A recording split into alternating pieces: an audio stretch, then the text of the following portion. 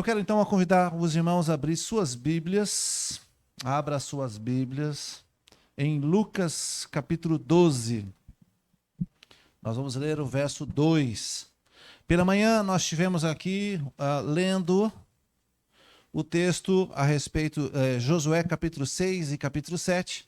Nós falamos então sobre a conquista de Jericó, como é que eles derrubaram os muros, como é que o muro caiu, como é que eles enfrentaram aquela batalha tão difícil e como é que Deus deu vitória àquele povo.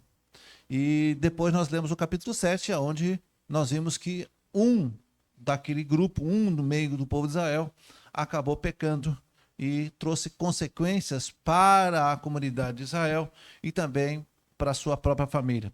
Então agora nós vamos continuar nessa ideia de olhar para as nossas famílias, olhar para cada um de nós. Hoje é um culto de ceia, um culto em que a gente olha para as nossas atitudes, olha para o nosso comportamento e faz aí o filtro, as nossas ações em relação à palavra de Deus. Nós estamos andando conforme a palavra de Deus? Então, para isso, o tema dessa noite é: não existe nada escondido. Lucas capítulo 12, vamos ler a partir do verso 2, que diz exatamente isso. Lucas 12, 2. Não há nada escondido que não venha a ser descoberto, ou oculto que não venha a ser conhecido. Eu vou ler o verso 3 também. O que vocês disserem nas trevas será ouvido na luz do dia. O que vocês sussurram aos ouvidos dentro de casa será proclamado nos telhados. O que Lucas está dizendo aqui é que Deus, como o próprio Josias na sua oração disse, nosso Deus é onipresente, onisciente, onipotente. Ele pode todas as coisas, ele sabe todas as coisas. E sabendo todas as coisas, eu tenho dito muito isso, eu chego a ficar com medo, porque o nosso Deus sabe de todas as coisas. Todas mesmo. Não há nada que nós possamos fazer que ele não saiba. Não tem como. Quando nós éramos crianças, e eu, mais que ninguém, aprontava com a minha mãe e arrumava para ir para a escola. Eu ia para a escola, ia jogar bola, eu ia pescar, eu ia para qualquer lugar. Quando voltava à noite, e na minha mente eu tinha enganado minha mãe. Coisa de criança, né? Acontece que a minha roupa denunciava. Acontece que sempre tinha alguma coisa na minha roupa. Alguém me viu, a dona Maria me viu passando pela rua. Dona Nádia, seu filho não foi para a escola hoje? Foi, minha filha. Não, não foi não. Não foi não, porque eu vi ele aqui. E aí a surra sempre era daquele jeito. Por mais que eu tentasse dar golpe, né? Tentasse dar um jeito, sempre minha mãe descobre. Parece que Deus tem aqui uma conexão mais direta com as nossas mães, né? Mãe sempre sabe, né? Já percebeu como mãe sempre sabe? Ainda que você não diga nada, ela sente. Ela sente que você não está sendo ou sincero ou não está sendo completamente sincero. Tem sempre isso. Assim é nosso Deus. Não há nada que a gente possa fazer, nada que ele não saiba. Aliás, o homem não pode surpreender Deus. É Deus que sempre nos surpreende, né? Todas as vezes em que a gente faz alguma coisa, sempre alguém vai ver. E eu quero dizer mais ainda, o nosso inimigo, o nosso acusador, ele próprio se encarrega de te denunciar. Às vezes você pensa que está enganando. Pela manhã eu falei com o João, né, falando sobre vigilante, né, João? E de manhã eu falei na época que eu era militar. Fui militar por 4 anos e ali soldado... Gente, se tem um bicho que dá nó em pingo d'água, é o soldado. E depois do soldado é o vigilante. Sabe aquela piada em que o soldado está ali dormindo no posto de serviço com o fuzil assim, ó, e chega o rondante, chega ali o sargento, o cabo, e diz: você está dormindo, combatente? Ele diz: não, eu estou orando ao Senhor. Soldado dormindo, cochilando, ouve passos, e quando aquele passo chega mais perto, ele diz: amém. Dá a entender que ele estava orando. Olha o golpe que dá. Então, isso facilitou muito a minha vida quando eu fui ser vigilante e depois me tornei supervisor dos vigilantes. Então eu chegava no posto de serviço, olhava para o vigilante, eu dizia logo: olha, só para você saber, eu já fui vigilante. Então, cuidado com as desculpas que você vai me dar. Pense num golpe, eu já dei, eu já sei como é. Eu sou do tempo, João, que a gente tinha que bater o relógio ponto, aquele cebolão. Né? Como é que funciona? Você deixa um vigilante na empresa e você instala mais chaves nos pontos que você quer que ele ande. Aqui, ali, lá no fundo, aqui e aqui. Então, o vigilante assume o posto 19 horas, você abre aquele relógio, coloca aquele disco, fecha, lacra e diz, ó, hora em hora, você tem que dar uma volta no posto de serviço. Tá bom? Sim, senhor. Será que vai andar ou vai dormir? Eu vou ver amanhã. Quando amanhece o dia, eu vou lá, tiro o disco, cada vez que ele chega no lugar, pega a chave que está presa na parede. Ó, ele coloca. Ah, eu saí da câmera para lá. Ele coloca, gira a chave. Quando ele gira a chave, perfura a cartelinha. Eu sei que ele teve naquela hora, ele furou o papel ali. Então no outro dia eu vou lá. 2 da manhã, meu amigo, 2 da manhã, você não fez ronda. Não, porque estava chovendo. Sempre tem uma desculpa. Tu já viu? Só que hoje tem câmera, né? Você acessa o posto de serviço. Meu amigo, não estava chovendo. E aí? Sempre a gente tem que dar uma desculpa para encobrir o nosso pecado, para encobrir nossa mentira. Então, na época do relógio era assim. Hoje não é mais o cebolão. Hoje a tecnologia avançou, é chamado de cebolão, aquele relógio, né? Em que colocava a chave. Aí vocês vão se perguntar, mas pastor, quando o senhor era vigilante, você também não dava golpe? Claro que dava. Eu arrancava a chave da parede, trazia para minha mesa todas as chaves, chave 1, chave 2, chave 23. De hora em hora, eu batia as chaves. No outro dia, eu lá pendurava a chave. Vigilante é assim. Sempre nós vamos dar um jeito de escapar. Até que um belo dia me pegaram. E aí parafusaram de um jeito aquela chave que não tinha mais como arrancar da parede. Aí eu tive que fazer ronda. Mas é assim que funciona. Quando a gente não tem o temor de Deus, eu não conhecia a Deus, eu não era crente, tá, irmãos? Eu não era crente. E uma pessoa natural, uma pessoa que não tem o temor de Deus, ele é capaz de fazer qualquer coisa. Não é isso? Depois, então, hoje com a tecnologia, hoje é um bastão. Em vez de ser a chave, é um bottom, tipo uma bateria, que o vigilante tem que ir lá chegar ali e descarregar. Só que hoje está tão moderno que quando o vigilante descarrega aqui, vai lá para a central de monitoramento. É ao vivo, em tempo real. Uma central, ó, o cara bateu aqui, bateu aqui, bateu aqui. Então, quando o vigilante não bate no horário, a gente já manda a viatura, já acessa pelas câmeras, porque o vigilante pode ter desmaiado. O vigilante pode ter passado mal, pode estar acontecendo um acidente.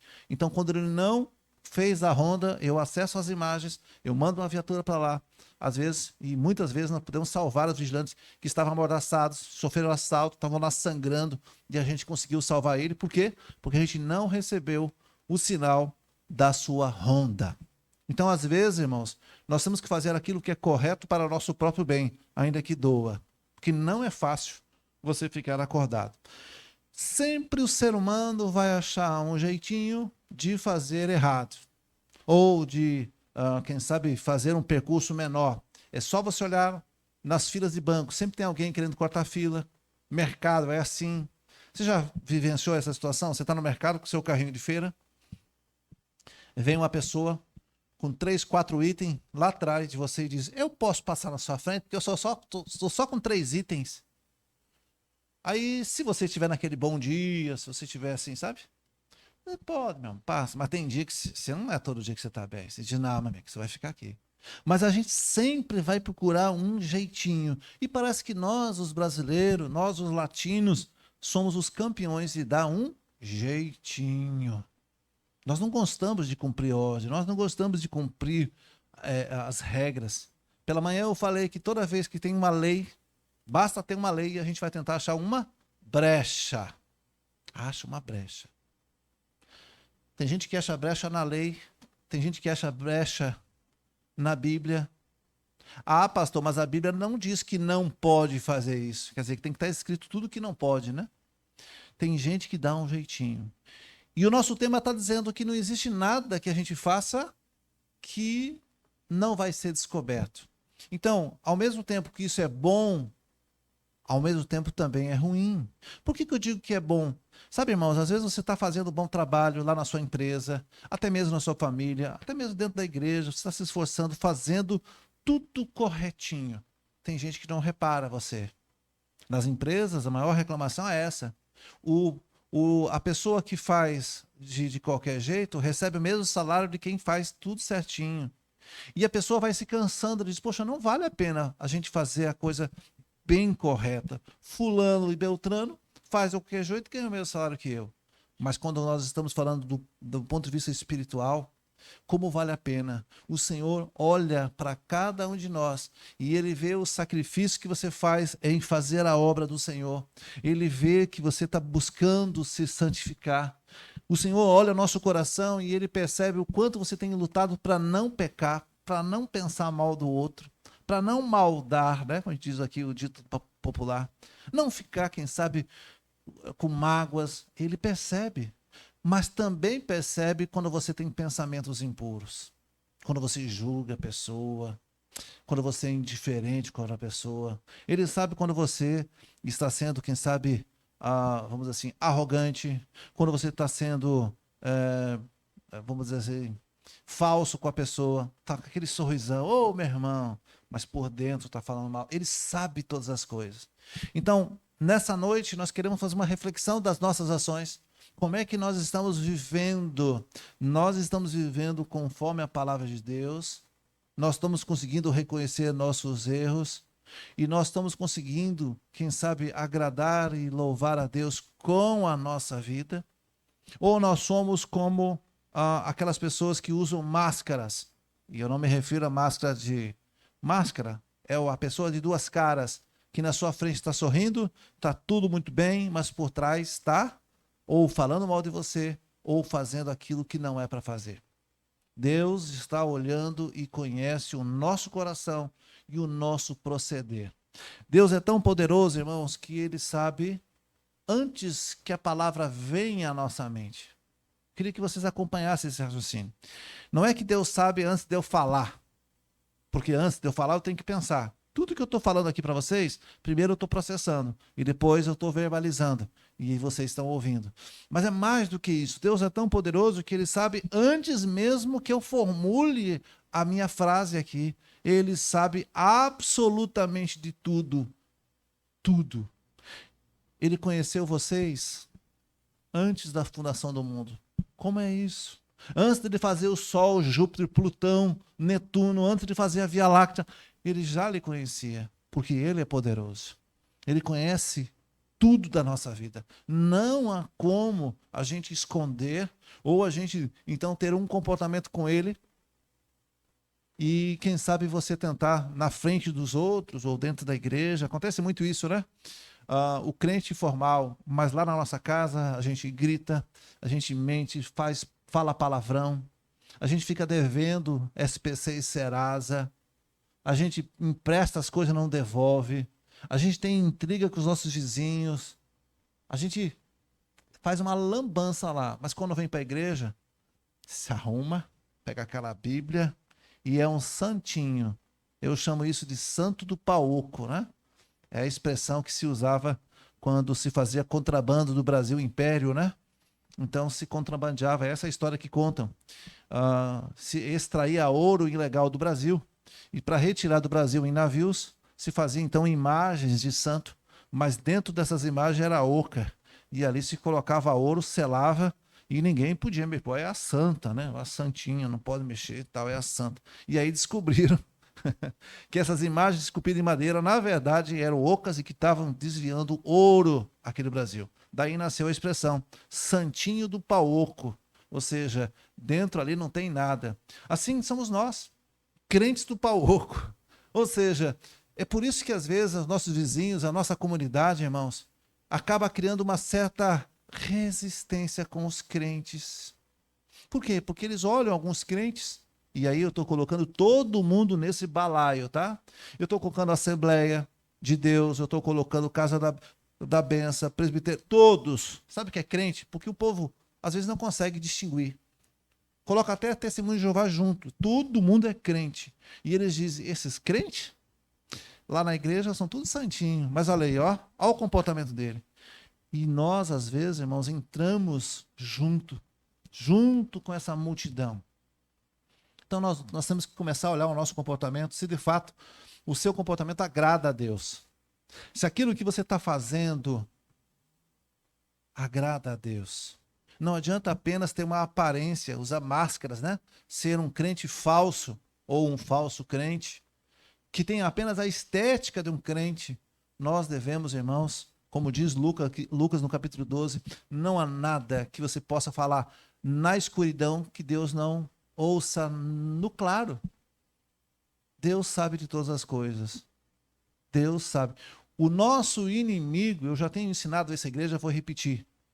O nosso inimigo, ele só sabe o que você fala. Por quê? Porque o diabo não é onisciente. Essa informação é rica. O nosso inimigo só sabe o que sai da sua boca. Você já percebeu que quando você programa uma viagem, uma festa, um evento, quando você programa, por isso que quando eu digo, vamos inaugurar a tenda no dia 14, orem, para que o diabo não impeça. Tudo que você fala, o nosso inimigo, ele sabe.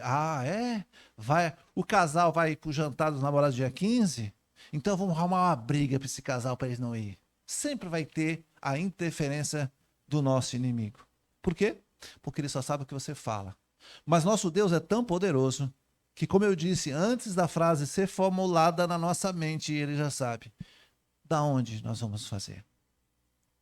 O salmista diz, para onde eu vou? Se eu subo na mais alta das montanhas, o Senhor está lá. Se eu desço na profundidade, o Senhor lá. A gente brinca na EBD, dizendo que até no inferno Deus está. Não há nenhum lugar que Deus não pode estar. Ele está em todos os lugares. Vou repetir, isso nos alegra, mas deve também nos causar medo. Porque tudo que nós fazemos, absolutamente tudo, Deus está vendo. Então eu quero reler com os irmãos alguns textos que eu separei de pessoas que tentaram fazer as coisas, vamos dizer assim, por baixo do pano, tentaram camuflar suas ações e tiveram consequências terríveis. Vamos lembrar, pela manhã nós tivemos então o pecado de Acã, lá em Josué capítulo 7. Não precisa nem abrir sua Bíblia, eu vou contar a história, você que não teve pela manhã. Josué, lá no capítulo 6, recebeu a visita de um anjo do Senhor, o comandante do exército de Deus, o comandante do exército celestial. E aquele homem disse, olha, vocês vão ganhar essa batalha. O Senhor disse, hoje eu entreguei para você os seus inimigos. Então, purifique-se, se prepare. Deus disse a Josué, vocês vão então preparar os homens, a arca vai sair na frente carregada pelos sacerdotes. 7 sacerdotes vão tocar a trombeta e vocês vão dar uma volta e vão voltar. O exército vai caminhar, marchar de boca fechada e vocês vão fazer. E fizeram isso por 6 dias. No 7º dia deram 7 voltas e quando Josué deu a ordem, todos gritaram e os muros de Jericó caíram. Foi isso que aconteceu. Deus disse para eles, vocês vão entrar, vão destruir absolutamente tudo. Só vai se salvar a Raabe, que era a prostituta que deu acolhida aos espiões. Vocês vão pegar o ouro, a prata, o bronze, vão trazer para o tesouro do Senhor. O resto, homens, mulheres, velhos, crianças, animais, tudo que respira vai perecer ao fio da espada. Entendeu, Josué? Sim, Senhor, meu Deus. Entendeu, povo? Entendi. Vamos lá. E assim fizeram, o muro caiu.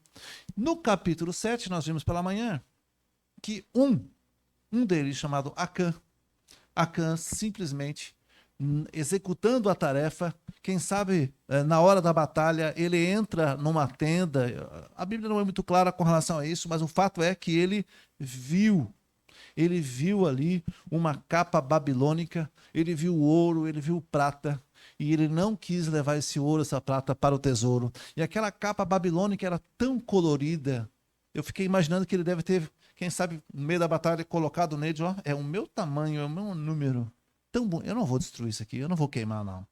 E ele resolveu levar para onde? Para a casa dele. Ele tirou dali, desobedeceu a Deus. Ninguém sabia. Irmãos, na hora da confusão, eu fico imaginando como é destruir uma cidade. Taca fogo aqui, queima aqui, sabe aquela... A gente vê em filmes aquelas batalhas, e Acã simplesmente, ó, camuflou aquela capa, foi para a casa dele, escondeu dentro da tenda dele. Ele enterrou debaixo da tenda dele, e tá tudo certo, ganhamos a guerra, festa, quem sabe teve um culto de ação de graça. Fico eu imaginando como foi a festa do povo de Israel, derrubando a principal e a mais forte nação daquele período, que era a cidade de Jericó. A fama do povo de Israel e do exército de Israel se espalhou. Eles estavam então no auge. Deus deu a vitória conforme havia prometido.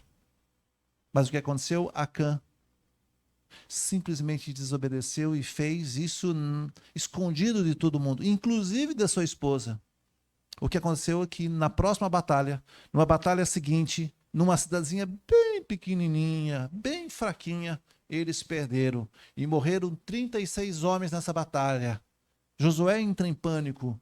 O povo desanima. Como é que pode? Nós vencemos um enorme de um exército e agora a gente perde para uma cidadezinha tão insignificante. E além de perder a batalha, morreu 36 homens, 36 soldados.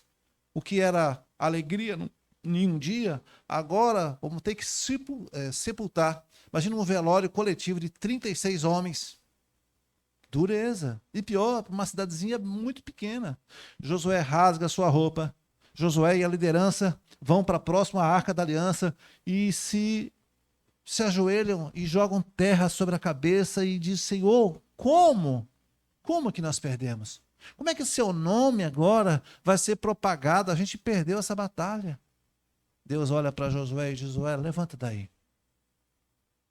O seu povo pecou. O seu povo desobedeceu. É por isso que vocês não podem ganhar do inimigo. Por quê? Porque um de vocês desobedeceu.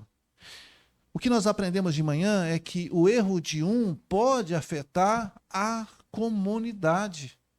Quando o marido erra, quando a esposa erra, irmãos, a família toda paga. É só vocês verem aí os casamentos. Quando há uma separação, como é que ficam os filhos? A primeira coisa que acontece é: com quem eu vou ficar? Meu pai? Com a minha mãe? E aí? Vocês sabem como é que funciona na prática. A mãe sempre vai pintar a parte mais terrível do pai para filho, para que o filho fique contra o pai. Destruição total da família. E o nosso inimigo? Bate palma, porque ele conseguiu a vitória destruindo aquela família. Toda vez que uma família se desfaz, não é só o marido e a mulher que se separam. O filho fica no meio entre pai e mãe. Os sogro e sogra dos dois lados são envergonhados. Todo mundo perde. O inimigo tem atacado exatamente dessa maneira. No caso de Acã, porque ele escondeu esses utensílios, o que aconteceu? A mulher dele morreu. Os filhos deles foram apedrejados. Irmãos, o que aquelas crianças tinham a ver? Eram crianças. O que é esposa? Hoje de manhã eu fiquei imaginando o que uma esposa de um soldado naquela época fazia. Ficava no acampamento. Enquanto os homens iam para a batalha, o que faz as mulheres? Ficam cada um cuidando, quem sabe cuidando dos filhos, fazendo o almoço, lavando a roupa, fazendo seus afazeres. Do nada chega alguém na sua porta e diz: olha, você vai morrer, porque seu marido errou. Se é nos dias de hoje, você diz: opa, para lá, não fui eu não. Quem fez essa conta, quem está devendo é ele. Mas naquele período, toda a família de Acã foi levada para fora do acampamento e ali foram apedrejados, queimaram tudo, fizeram um montão de pedras sobre aquela família, todos os seus bens. Morreu gado, ovelha, carneiro, tudo que ele tinha, tudo. Fizeram um montão de pedra e aquele lugar foi chamado então de Jacó, até nos dias de hoje, diz a Bíblia. É uma história tão dura, tão triste, que faz a gente, e precisa a gente refletir. O que você faz no escuro, o que você faz no secreto, atinge sim a sua mulher, atinge sim sua família. Hoje, irmãos, nossos filhos, presta atenção, você que é pai, nossos filhos têm acesso a um telefone celular. Pastor, é só um telefone celular. Muitos pais têm usado o telefone celular como um cala-boca.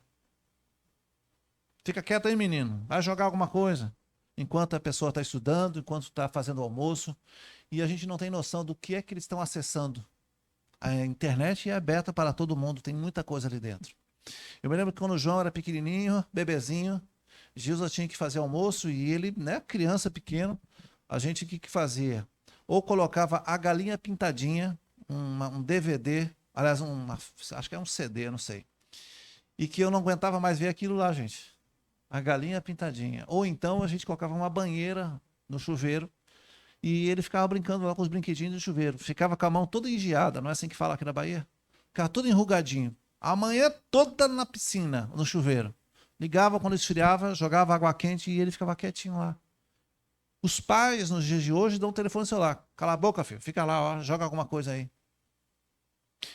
A internet tem sido para nós, irmãos, uma grande ameaça. Aliás, a televisão tem sido uma grande ameaça. A internet não tem sido uma ameaça apenas para nossos filhos. Nós, os adultos, o que é que nós estamos acessando? Que conteúdo estamos acessando? O que é que nós estamos fazendo? Né? Até mesmo para nós, os pastores, a internet tem sido, de certa forma, um grande desafio. Há pessoas que assistem outros pastores, outros pregadores, tem pessoas que assistem outras denominações, tem gente que assiste o filme da Record, o Reis, e aí vem me perguntar, pastor, lá na Record está passando o filme, a novela tal, e lá acontece assim, digo, meu filho, vai ler a Bíblia. Então veja como é as informações. O que é que você está acessando? O que é que nossos filhos estão acessando? Que informação você está tendo? Então, tudo isso é um grande desafio para os nossos tempos, irmãos. Tudo que a gente está fazendo, Deus está vendo. Acã é um bom exemplo para a gente pensar, mas tem mais gente aqui que eu quero destacar para vocês aqui. As consequências do pecado de Acã foi a morte dos filhos, da esposa e de tudo que ele tinha. A história de Acã nós só conhecemos hoje porque está escrito, porque foi apagado da história. Ele foi eliminado da história. Não há nada escondido que não venha a ser revelado ou oculto que não venha a ser conhecido. Tem um casal chamado Ananias e Safira. Vocês conhecem essa história? Está lá em Atos capítulo 5. No momento em que a igreja, nós chamamos de o início da igreja, aonde os apóstolos então estavam congregando e muitos milagres aconteciam e as pessoas então vendiam suas casas, não a própria casa, quem tinha uma ou duas vendia suas propriedades e eles então ofertavam aos pés dos apóstolos. Por quê? Porque as viúvas, as pessoas que os seus maridos morreram em combate, preso, enfim, a igreja ali ajudava, era todo mundo comia a mesma comida, todo mundo congregava, e era um momento muito interessante. Hoje de manhã, Marcos estava falando dessa questão da igreja primitiva, como é que a igreja se comportava. Foi um momento especial.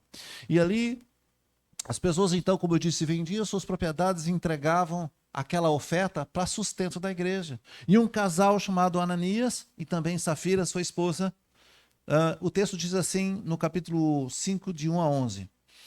Um homem chamado Ananias, juntamente com Safira, sua mulher, também vendeu uma propriedade. Ele reteve parte do dinheiro para si, sabendo disso também sua mulher. O restante levou e colocou aos pés dos apóstolos. Então perguntou Pedro, Ananias, como é que você permitiu que Satanás enchesse o seu coração a ponto de você mentir ao Espírito Santo e guardar para si uma parte do dinheiro que recebeu pela propriedade? Então nós temos que ver esse texto, não é que ele fez errado em guardar uma parte. Não, irmãos, a propriedade é dele. Ele poderia vender a propriedade e dizer, apóstolo Pedro, eu vendi minha propriedade por 5.000, eu vou doar 2.000 e vou ficar com 3, tá ok? Ótimo. Mas o que ele fez, na verdade, ele reteve uma parte. E quando o apóstolo perguntou, você vendeu a casa por quanto? Ele disse, por 2. Quando, na verdade, estou aqui imaginando, né? Foi por 5. Isso é só um valor para a gente ter uma referência. Foi por esse valor mesmo? Sim, foi só por 2. Não foi por 2, ele mentiu. Ele reteve 3 e entregou 2. E por que ele fez isso? Porque quando a pessoa fazia uma boa ação dessa, de vender uma propriedade e entregar para os apóstolos? É claro que havia festa, é claro que houve provisão. Aquela pessoa era, então, reconhecida. Olha, fulano aqui trouxe recursos para nós. Todo mundo agradecia aquela pessoa. E Ananias e Safira também queria isso. Queriam holofotes, queriam sair na foto bonito, queriam se mostrar. Não é verdade? E aí Pedro diz, por que você permitiu que Satanás simplesmente se instalasse em você? O que fez Ananias e Safira? Fez no escondido, fez no secreto. Mas, para Deus, nada está escondido. Essa ação, então, foi revelada. Ele morreu, Ananias caiu duro, morreu. Momentos depois, vem a esposa. Não sabia que o esposo tinha morrido. E, de novo, chega aos pés do apóstolo e diz, olha, irmão Pedro, eu vendi uma propriedade com meu marido e estou dando minha parte. E Pedro faz a mesma pergunta. Minha irmã, foi por esse valor mesmo? Foi. E Pedro diz, olha, ainda há pouco tempo, esses homens que estão aqui na portaria, o pessoal da recepção, arrastou o corpo do seu marido porque ele mentiu para o Espírito Santo e você também vai morrer porque você está mentindo. E ela caiu dura e foi sendo sepultada juntamente com o seu marido. Casal que mente e peca junto, morre junto, né? Resumo da história basicamente é essa. Não dá, irmãos, para a gente falar uma coisa e fazer outra. Não dá para a gente mentir. Não dá, principalmente quando a gente trabalha com as coisas de Deus. Dentro da nossa vida pessoal, dentro do relacionamento marido e mulher, dentro da relação pais e filhos, também não pode caber a mentira. Não pode. Nem mentira e nem meias verdades, porque duas meias verdades é mentira. Ah, é uma mentira santa. Não existe mentira santa. Ah, eu menti para proteger. Não existe isso. Há um ditado popular que eu aprendi há um tempo atrás, que diz que é melhor um fim horroroso do que um horror sem fim. É melhor, então, você abrir o jogo. Ó, meu filho, não tem dinheiro para fazer isso aqui. Não fique prometendo para o seu filho que você vai fazer ou que ele vai ganhar. Você não imagina a revolta que o seu filho vai ter quando chegar finalmente naquela data e não tem. E aí o pai vai precisar mentir de novo para o filho. Olha, eu só não comprei porque o patrão não deu o vale, porque... Para que isso? Meu filho não tem dinheiro, a gente não tem como comprar. Eu sei que nós, os maridos, às vezes, temos um comportamento, eu fiquei sempre brincando, às vezes a gente quer fazer coisas, nós somos mais impulsivos que nossas esposas. Eu de vez em quando tenho umas ideias esdrúxulas. Gilson, eu vou fazer tal coisa. Ela diz, não faz não, vai dar errado. Poxa, eu fico todo chateado, porque eu queria tanto fazer. Lá na frente eu descubro que ia dar errado mesmo, mas na hora eu fico frustrado, porque eu quero fazer as coisas. Quem anda mais comigo sabe que eu sou meio dinâmico, né? Eu tenho uma ideia na cabeça e Gilson é meu freio. Graças a Deus, porque eu já deveria ter quebrado a cara várias vezes. Tem dia que ela diz, não, vai. Aí eu vou, a ideia foi boa, ela concordou. Mas sabe o que acontece em muitos casos? Às vezes nós, os homens, que não queremos receber um não. Eu estou com tanta vontade de fazer aquilo, ou de comprar, ou de vender, ou de adquirir, que eu não falo nada para minha esposa. Eu faço e penso, depois que está comprado, ela só tem que aceitar. E aí tem um problema. Isso é uma quebra de confiança. Isso é uma traição. Pastor, mas traição não é quando... Não é quando há apenas a questão de traição conjugal, não.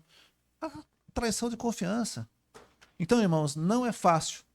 Não é fácil. A gente precisa, irmãos, ter a consciência que nós, tudo que vamos fazer, precisamos fazer, irmãos. Principalmente eu estou em família. Então eu tenho o João, eu tenho o Gilza. Ó, vamos comprar tal coisa. Ó, vai apertar aqui as parcelas, mas vamos fazer? Vamos fazer. Tudo. A gente brinca, né? Hoje, todo domingo, a gente tem que almoçar fora, né? Porque a gente já sai de manhã, imagine, vem para cá, depois tem que voltar, depois tem que vir para cá. Só nisso aí são quase 50 quilômetros, né? E aí não dá vontade mesmo, irmãos. Às vezes a gente deixa o almoço pronto, vai para cá, mas tem dia que a gente tem que almoçar fora. E quando a gente vai retornando daqui para lá, eu começo a perguntar, e aí, vamos almoçar onde? É no shopping? É naquele restaurante? Então, até para decidir aonde vai almoçar, a gente faz uma assembleia, uma mini assembleia dentro do carro. Né? Como bons batistas, a gente faz uma assembleia. E hoje João perdeu o voto, né? A gente eu vi um restaurante novo, digo, vamos conhecer. João, qual que você quer? O que você já conhece ou esse aqui? E João, não, eu prefiro ir naquele que eu conheço. Gilza, você prefere ir nesse que você já conhece? Ela, não, eu acho que eu quero nesse que eu não conheço. Digo, pronto, eu também quero no que eu... Foi voto vencido. E acertamos, diga-se passagem. Não é para deixar os irmãos com água na boca, não, mas eu comi uma carne de fumeiro com um queijo coalho. Pense numa coisa gostosa.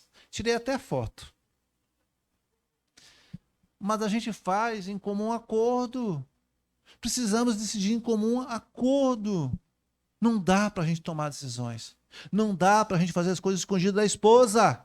Não dá para que a esposa, né? Às vezes tem mulher que tem problema com cartão, às vezes o homem tem problema com cartão.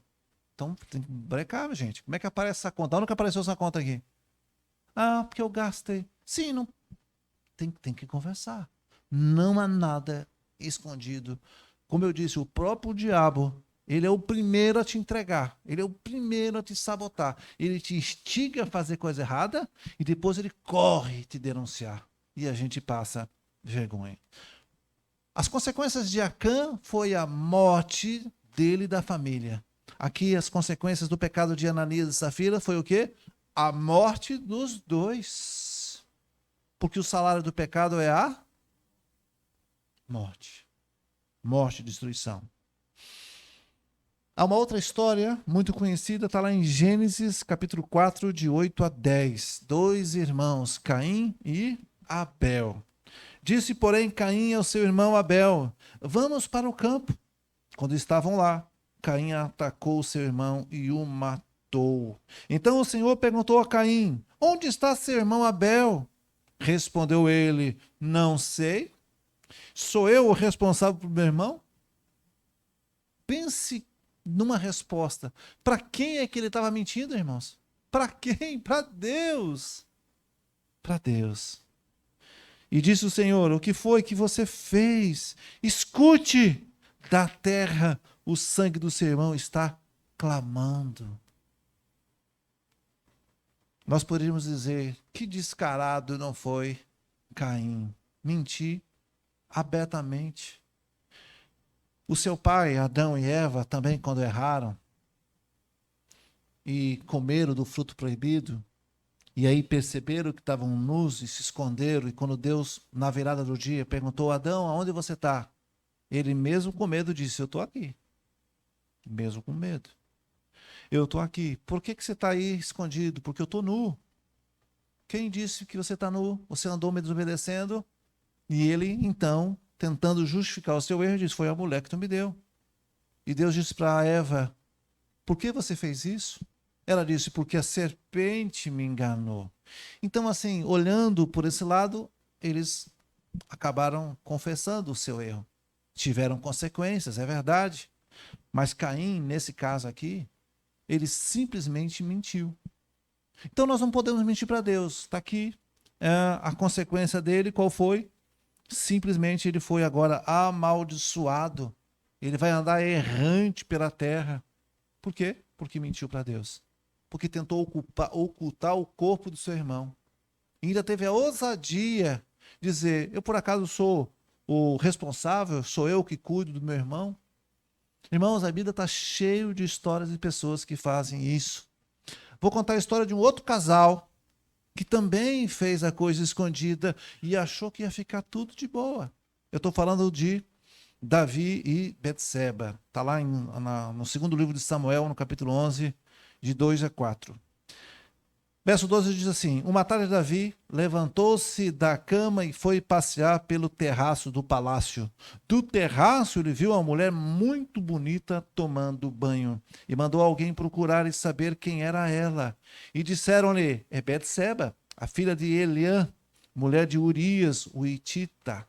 Davi mandou que trouxesse e se deitou com ela e que havia acabado de se purificar da impureza da sua menstruação. Depois voltou para sua casa. Até o verso 4. Aqui, alguns teólogos, irmãos, defendem a tese de que Davi não errou em apenas deitar com a mulher. Alguns teólogos defendem isso. Por que eles dizem isso? Porque quando o governo era de Deus, era Deus que governava, e os homens então pediram para Samuel: nós queremos um rei. E Samuel ficou muito triste. Você lembra dessa passagem? Samuel disse: olha, estão me reprovando. E Deus disse: Samuel, eles não estão te reprovando, eles estão me reprovando. Eles querem um rei, eu vou dar um rei a eles. Manda eles escolherem um rei. E aquele povo escolheu quem? Escolheram Saul. Saul era um homem muito alto. A Bíblia diz que os ombros dele ficavam acima dos ombros dos homens. Ou seja, quando você olhava o povo, você via destacadamente Saul. Saul era um homem muito forte, muito grande.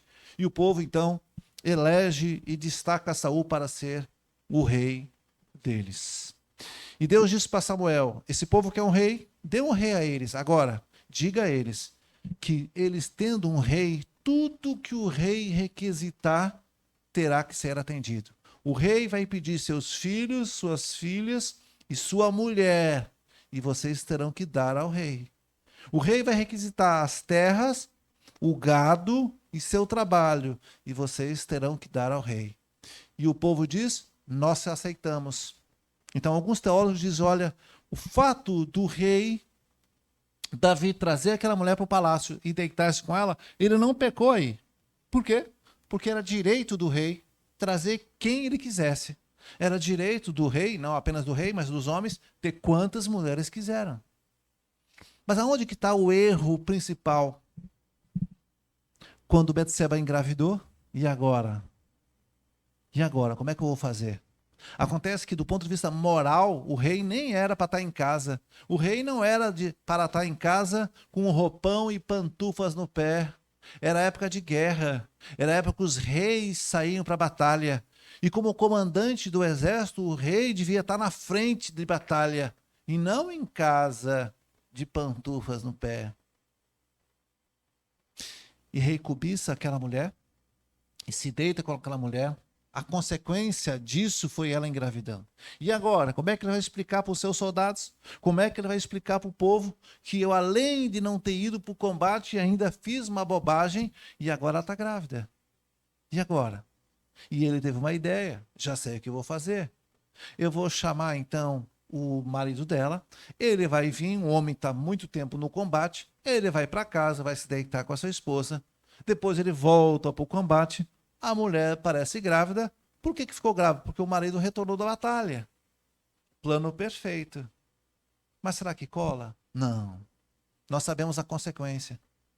Quando esse homem voltou da guerra, mas Urias, com um sentimento diferente do rei, ele disse: não é justo. Eu vou tomar um banho quente na minha casa, eu vou me deitar com a minha esposa, eu vou ter uma boa refeição sabendo que os meus colegas estão no meio do combate, dormindo em barraca. Não, não, eu sou um soldado. Se eles não podem voltar para casa, eu também não vou desfrutar. E ali bebeu e ali ficou no palácio.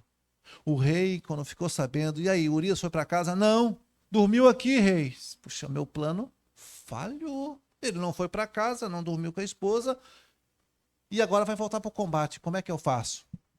Aí ele tem a segunda fase do plano. Ele chama o comandante e diz: comandante, aonde é que dentro do combate, aonde que é o combate mais sangrento?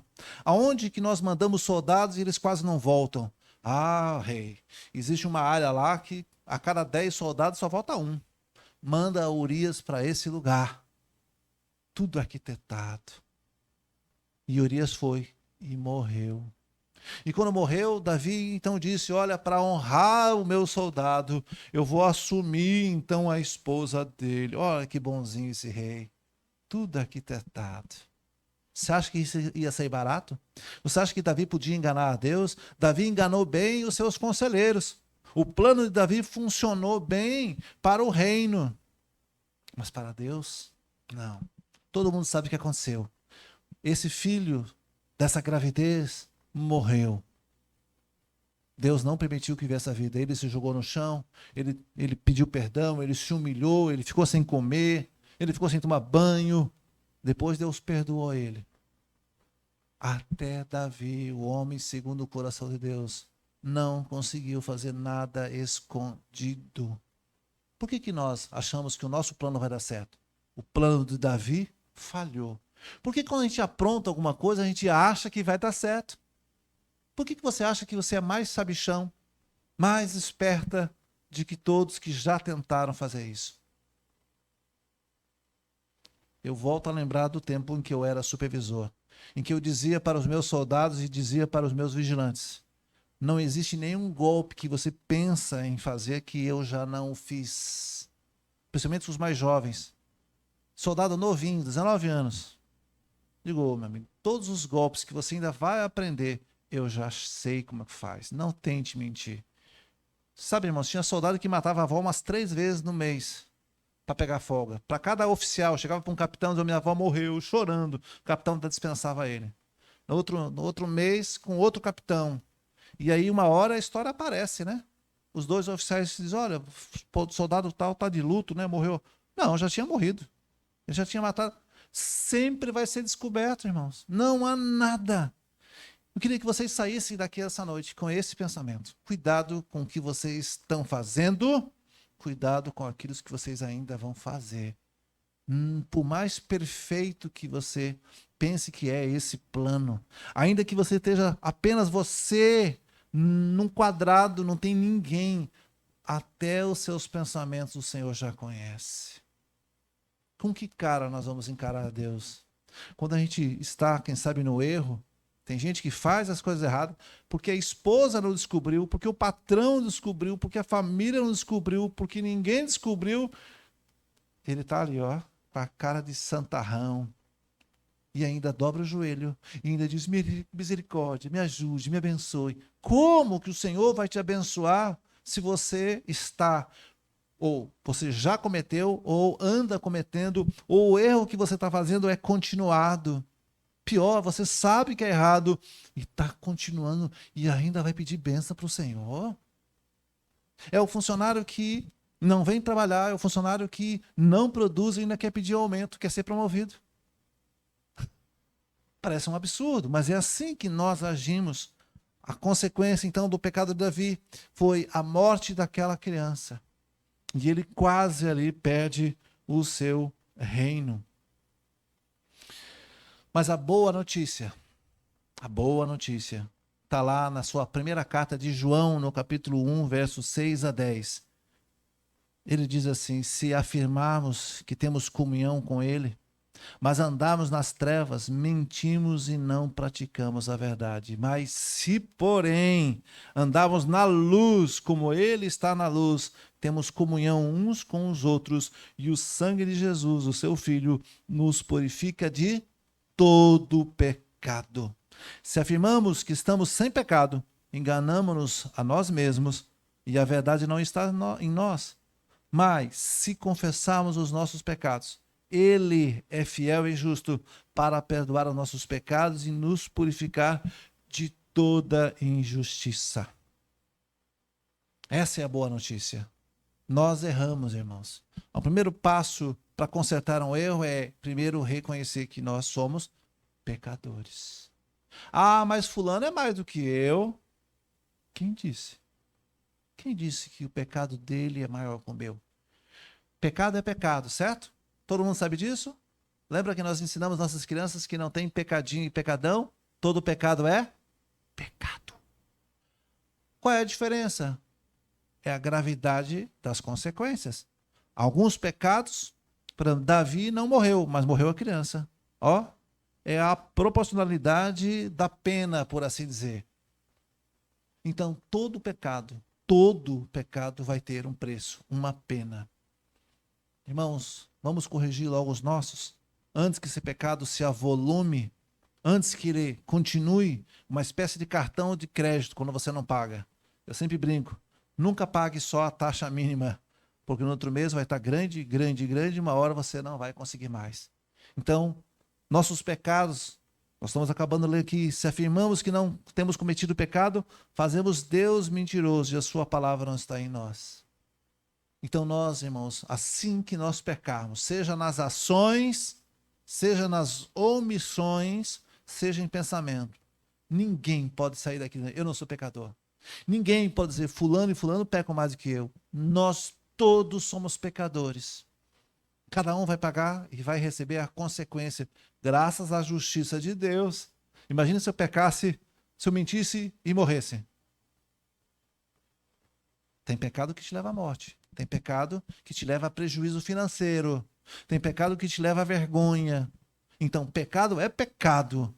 Mas as consequências... Então, irmãos, para que essa consequência não seja avolumada, não seja acrescentada, não corra juros e correção monetária em cima do seu pecado, por assim dizer, nós temos que confessar nosso pecado todos os dias. Ninguém, nem pastor, ninguém pode abrir a boca para dizer eu não erro. Erramos. Aliás, quando eu digo que eu não erro, ali eu já estou errando, de cara. Nós somos pecadores. A nossa mente e o nosso coração, irmãos, são tão rápidos em julgar, em pensar, né? A mente, quando se menos espera, você já pensou, você já julgou. Nós temos lapsos, às vezes a gente fica nervoso, a gente esquece que é crente. Você já esqueceu alguma vez que é crente, irmão? Já teve uma vez na sua vida que você esqueceu que é crente? De vez em quando você sobe o sangue, você leva um desaforo para a cara, você, por um segundo, você esquece. E aí o Espírito Santo fala, opa, opa, opa, opa. Já imaginou como um pastor sofre? Vocês já se colocaram no meu lugar?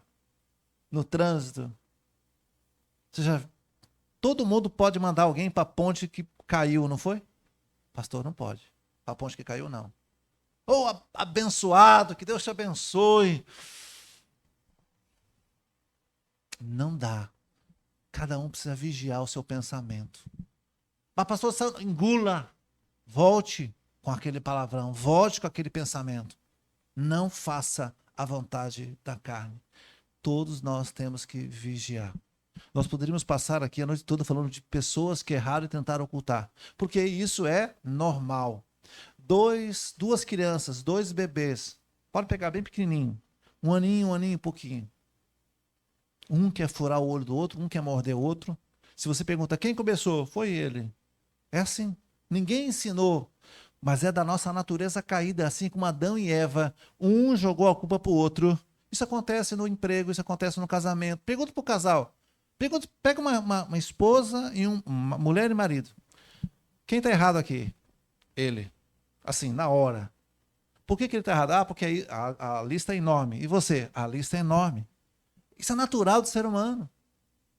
Se você quer corrigir sua vida, se você quer ter uma vida, irmãos, de paz, se você quer ter uma vida que agrada a Deus, primeiro, reconheça seus erros. Reconheça seus erros. O primeiro passo para o tratamento é reconhecer os seus erros. Eu sou errado nisso, eu levanto a voz, eu sou irada na resposta, meu temperamento, eu julgo. Reconheça. E aí, já que você sabe onde erra, bora corrigir. Se há algo escondido, precisa ser confessado, como nós vimos no texto pela manhã. Estamos vendo agora esses casais, Ananias, Safira, Davi, Betseba, Cainha, tentaram esconder o pecado. Vai resolver? Não, não vai. Não adianta esconder. Segundo ensinamento, não esconda nada porque não pode ser escondido. Não compensa esconder. É melhor, não é assim que a sua mãe dizia? É melhor você me contar a verdade. Minha mãe falava assim para mim. Você vai apanhar menos.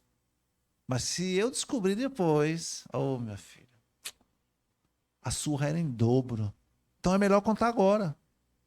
Você já contava chorando. Já contava colocando a mão, porque a havaiana ia cantar. Mas era melhor falar, porque depois ficava de boa.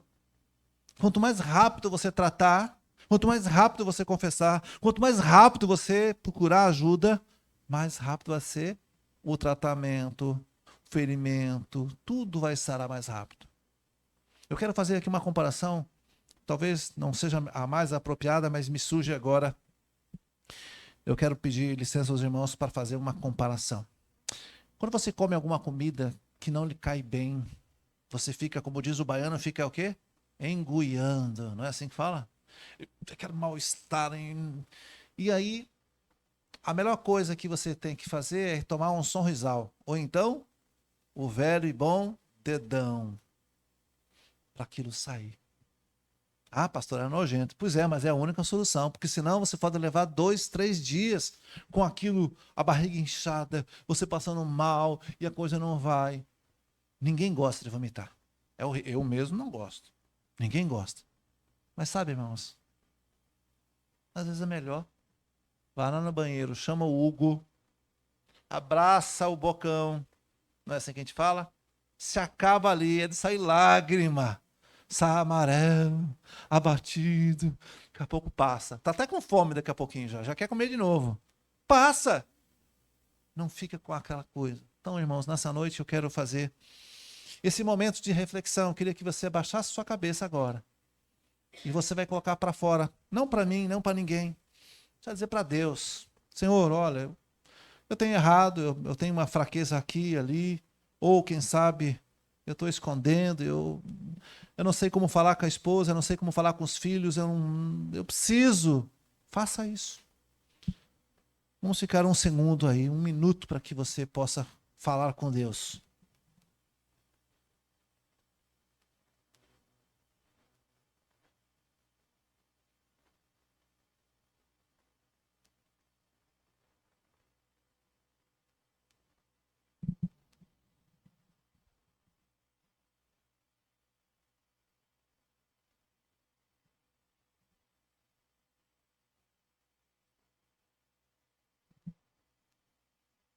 Ó Deus, Pai Todo-Poderoso, o Senhor é tão poderoso que nós não temos nem ideia. O Senhor conhece cada coração aqui, cada um que está aqui, cada um que está assistindo, inclusive, Deus. Cada um que está com a cabeça baixa, está pensando nas suas ações. Quem sabe no nosso meio há quem esteja errando por ações, outros errando por omissões. Quem sabe, ó Deus, nós estamos arrastando, escondendo.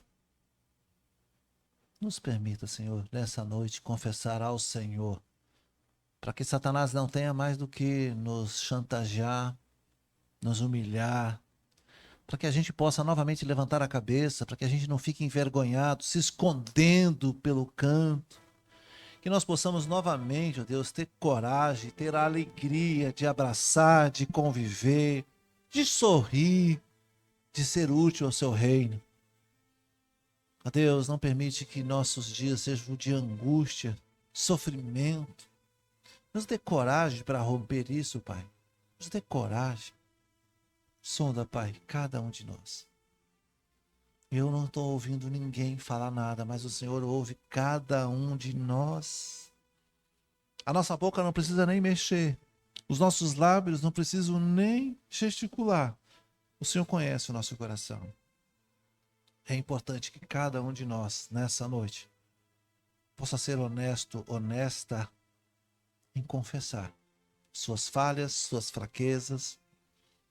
Peça ao Senhor: Senhor, não deixe eu errar novamente naquilo que eu tenho errado. Me liberta, Senhor, do vício, do pecado. Me liberta, Pai, disso onde eu estou. Quem sabe eu estou agoniado, agoniada. Quem sabe, ó Deus, já há um tempo sem conseguir resolver. Senhor, eu quero retomar a minha vida de santidade. Senhor, eu quero andar nos seus caminhos. Senhor, eu não quero andar preocupado.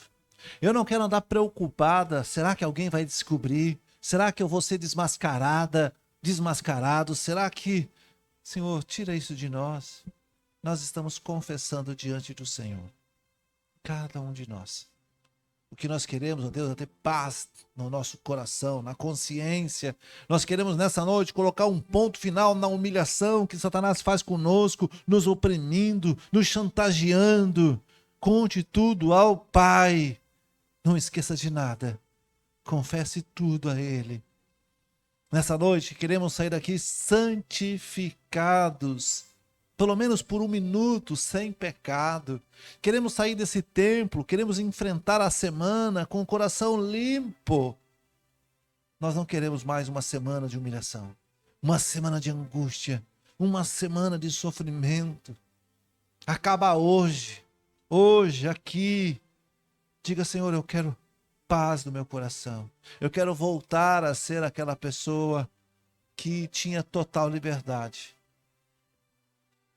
Perdoa, Senhor, os meus pecados. Perdoa, Senhor, as minhas omissões. O Senhor conhece o meu coração.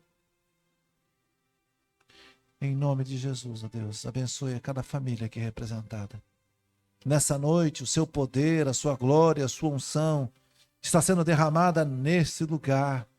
Todas aquelas pessoas que estão confessando, todas aquelas pessoas que estão pedindo perdão, estão recebendo neste momento. Ah, Deus, eu sei que sim. Um bálsamo de perdão. Ele é fiel e justo se confessarmos os nossos pecados. Nós temos um advogado chamado Jesus Cristo, o justo. É Ele que intercede por nós diante de Deus. Abençoe o seu povo, Pai. Derrama graça sobre nós. Nos dê, Senhor, uma semana de vitória. Livra, Senhor, cada um de nós do inimigo, da seta do inimigo. Nos livre, Senhor, das tentações, seja qual for. Abençoa o seu povo, Pai. Que essa noite seja uma noite, ó Deus, de libertação, de perdão, de graça. Assim nós oramos, gratos ao Senhor, em nome de Jesus.